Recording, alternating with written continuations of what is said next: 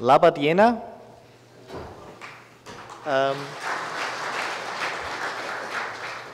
Thank you very much to have the possibility to speak here in such a audience of experts of IT and IT security experts here in Lithuania. I'm very pleased to give a talk here. My name is Markus Robin. I'm the general manager of the SecConsult Group. We are here in Lithuania since a couple of years with critical security with Miroslav, who introduced me, and maybe Miroslav over there, he's our anchorman here in Lithuania. My talk will be not very technical, besides the SecConsult Group is a very technical oriented organization, but at least I will give you some data points what we are doing. The rest you can ask at the booth, ask Miroslav Luczynski, or come to the hacking presentation at 1 p.m. I think in 5.2, where the experts are really doing the core stuff.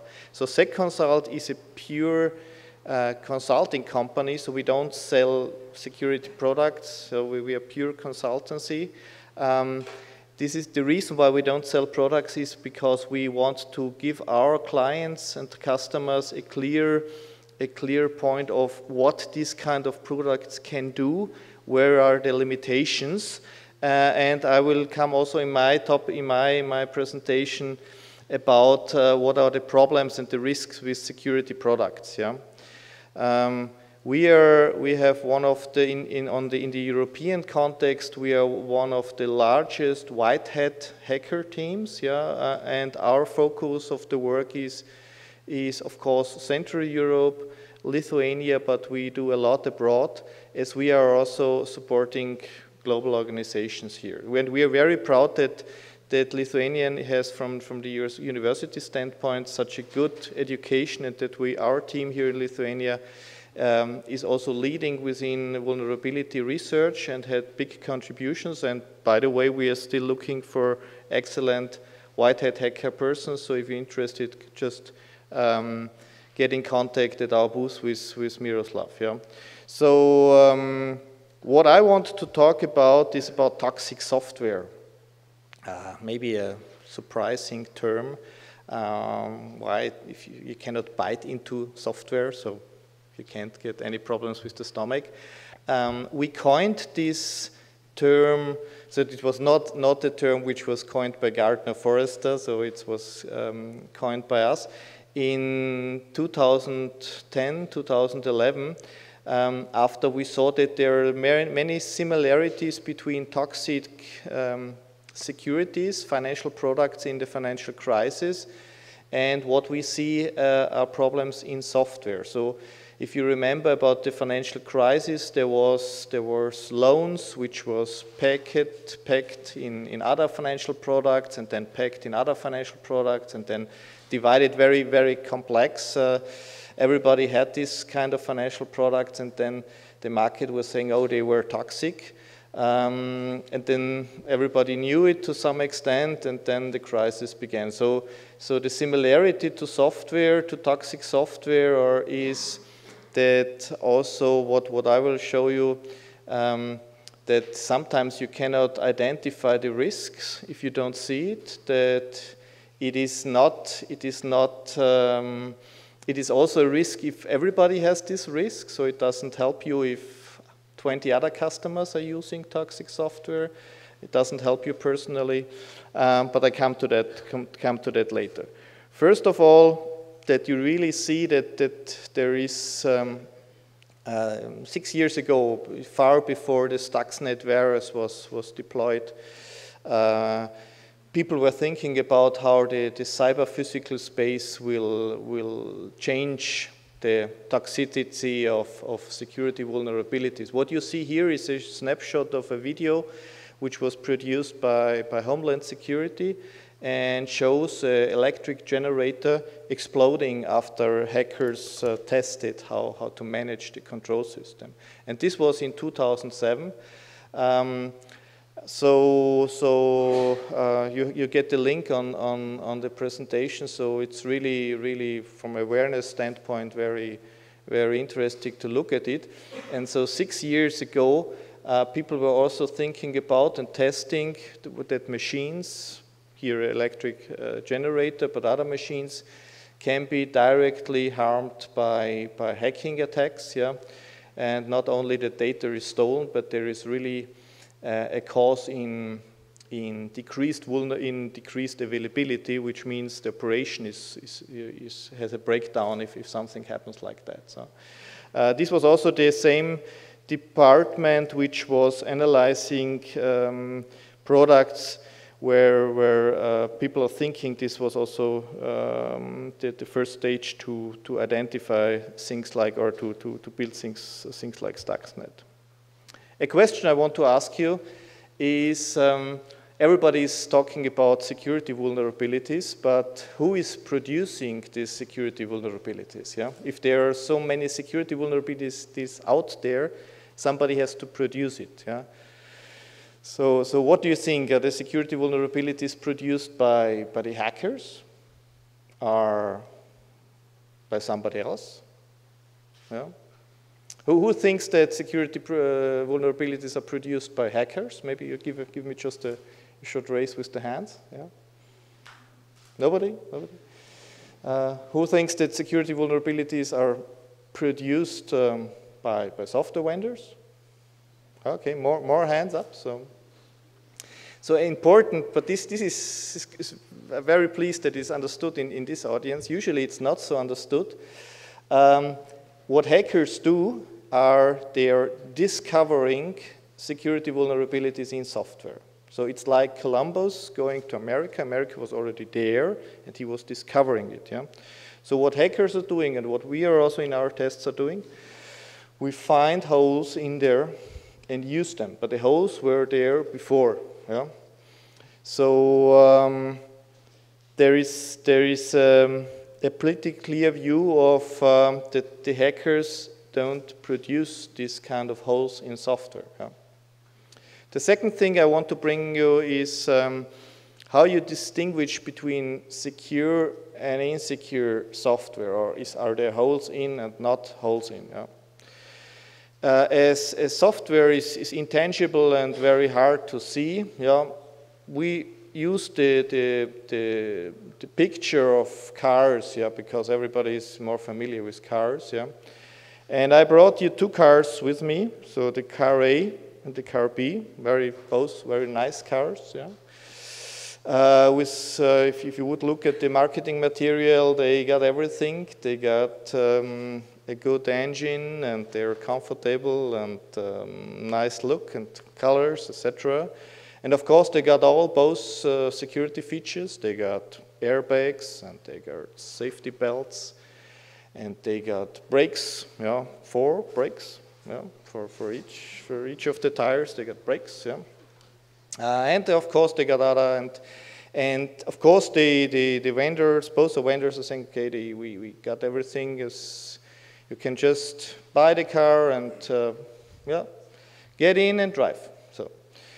So maybe if you think now you're going with your family on a trip, and it's snowing, it's cold, it's icy, it's maybe foggy also.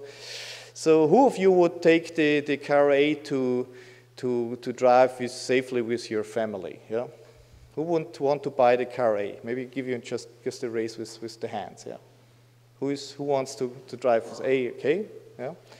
Who wants to drive with car B? Yeah. Okay. Some hands. So the other want to stay at home, but in the internet this is not so a good idea. Yeah.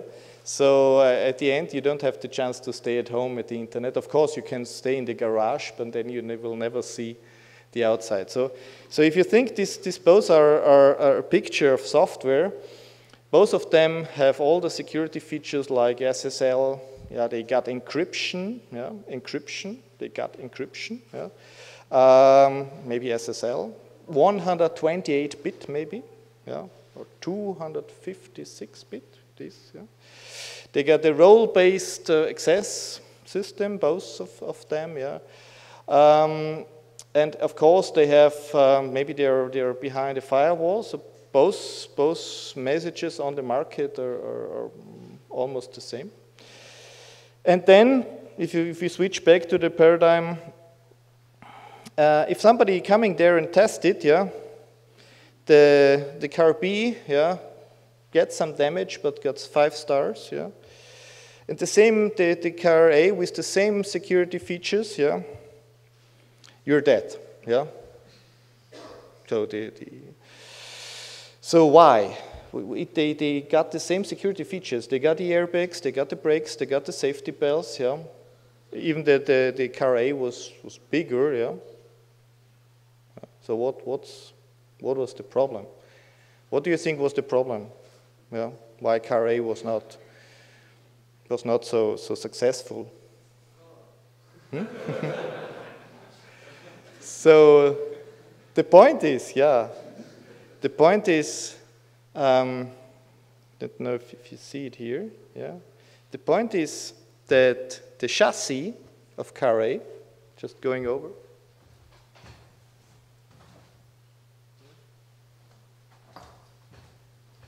the chassis, yeah, was built so bad that the airbag wasn't working, the seat belts were not working, the crash zone was not working, yeah, and the brakes don't matter, yeah. So the point is here, and this is the picture I want to bring you. If you don't apply application security to the software, the security features will not help you. And this is also the reality of our tests, yeah. So it doesn't help you to know that you have SSL encryption. Yeah? SSL encryption is not bad, you should use it, but it's not the single feature which makes your application secure. And it also, from a decision point, if you buy software, it's not that you can say, okay, it's encrypted, and switch off your brain and then say, okay, I buy the stuff. Yeah? So the point is that security features are not equal secure features. Yeah? So you have to build the chassis. This means all amounts where you can type in amounts, make the input validation for web application security. You have to ensure that SQL injection is not bypassing the login mechanism. Yeah? You have to ensure that cross-site scripting is not stealing your context there. Yeah? This is the chassis of a software, and if the chassis is bad, yeah, the other features don't help you. Yeah? Usually, you say, okay, this should be known. Yeah. Unfortunately, this is not common knowledge right now in the vendor community. There are some vendors which do it good, but unfortunately, the majority is not successful in this area. So, if you want one important message I want to bring you, don't rely on the list of security features if you have a look at the product. Also, have an eye, and this is even more important, the chassis. It means the security of the functions, the function of each function is resilient. Yeah? And the only way, and this is the only way, and the only way to be sure is to test it. Yeah? Software, if you produce software, the quality is get into the product if you test it. So if there is no application security test for a product, the chassis will not be good. Yeah? In this case, the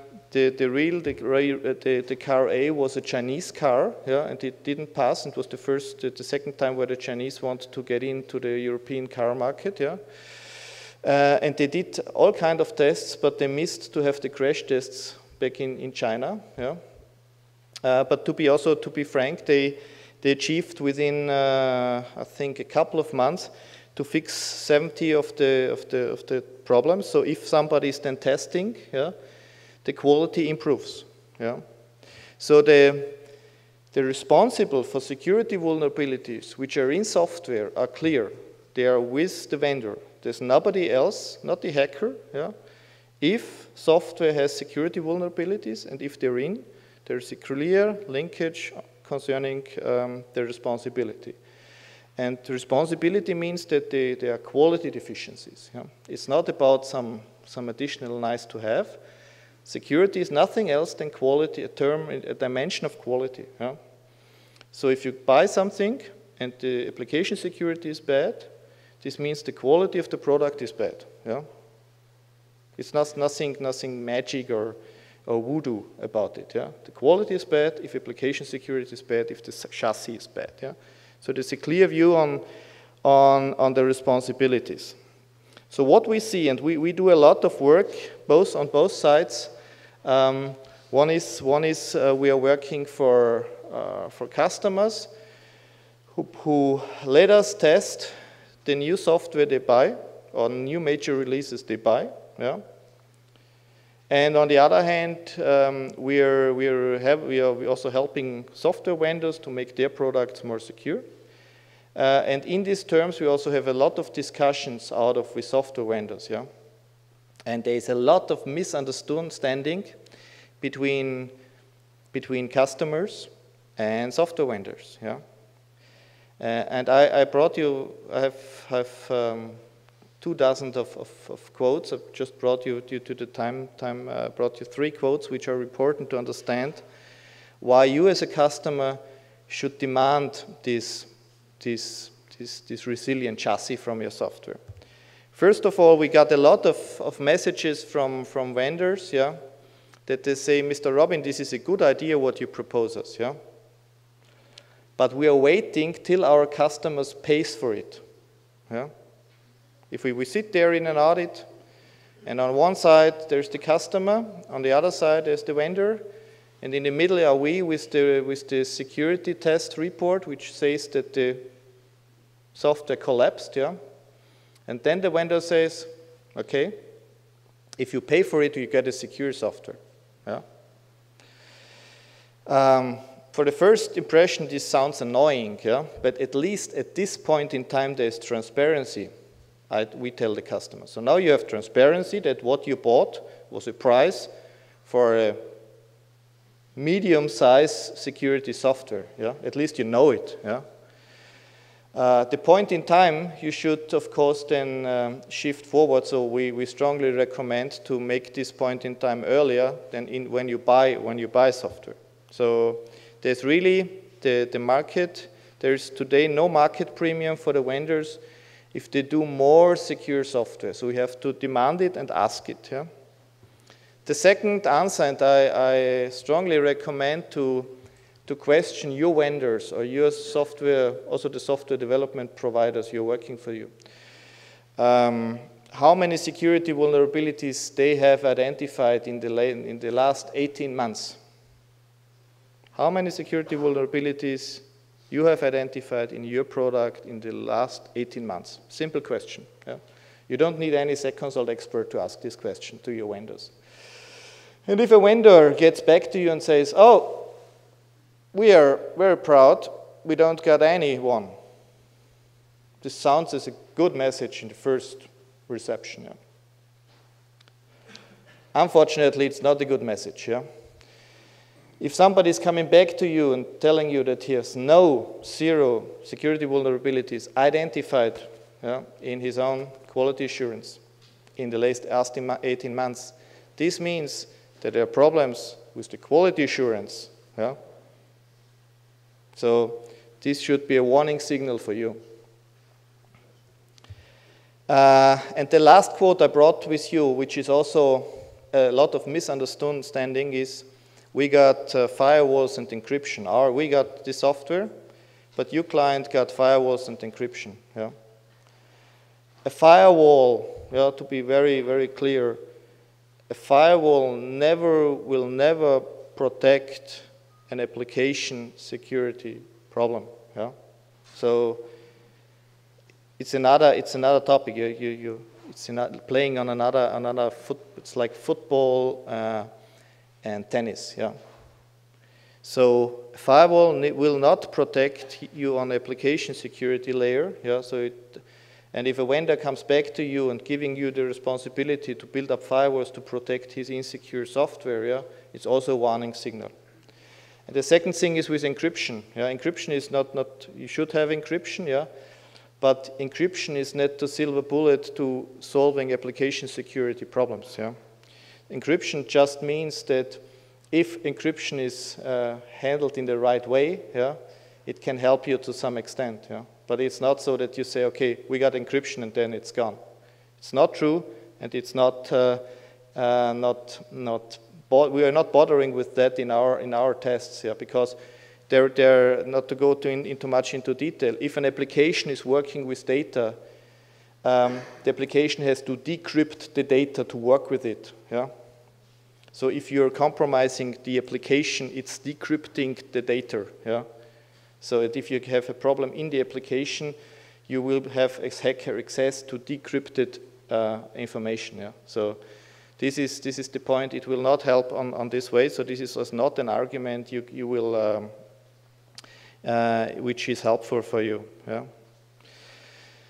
So what we see in our and we are testing hundreds of products each year on one side for customer software products, on the other side for in our security vulnerability lab, where we do it as investment for our customers, and so that security in this term toxic software, which means that it's really harming if you have this kind of software, if you buy it, if you deploy it, yeah, you have holes in it that the hacker can really seriously harm you. Yeah, this is the definition of toxic software again. That from what we are testing, yeah, more than 50% are in this status. This means that this kind of software was not tested by the vendor with the skills or experience we did, yeah. And we are very proud on our skills, yeah, but we are not the only one to do this, yeah. So this means that the vendor has not invested this amount, yeah, to make the quality assurance of his product, yeah. And this is crucial. And it's not only about web applications. So I brought you something here, just a random list of the last findings we have. You find also something on our web page, which is published as advisories. Most of them it's not published, of course. And one point we see is also, and you should have a look at it, is about also security software itself, yeah, should be secure, yeah.